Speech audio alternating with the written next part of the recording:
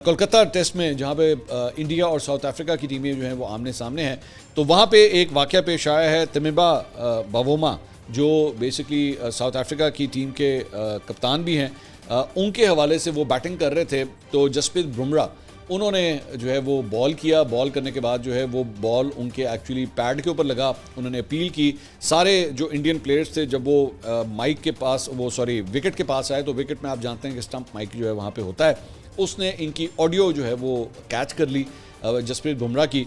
और उसके अंदर जो है वो उसे जो साउथ अफ्रीकन कैप्टन है उसे वो जो है बोना कह रहे हैं कि बेसिकली वो बात ये कर रहे थे कि बॉल जो है वो LBW की क्या हमें रिव्यू लेना चाहिए कि नहीं लेना चाहिए, तो ये कहाँ पे लगा है, इनके पैड के ऊपर कहाँ पे लगा है। तो तब उसने जो है उनकी हाइट के हवाले से उसे जो है वो ड्वार्फ या बोना कह के जो है उसने पुकारा।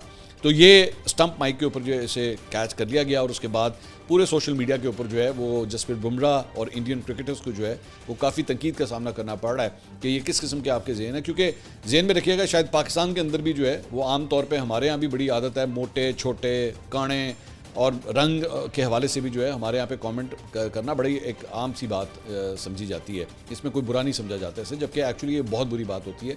वेस्ट के अंदर इसे बॉडी शेमिंग के हवाले से जो है वो तस्वुर किया जाता है।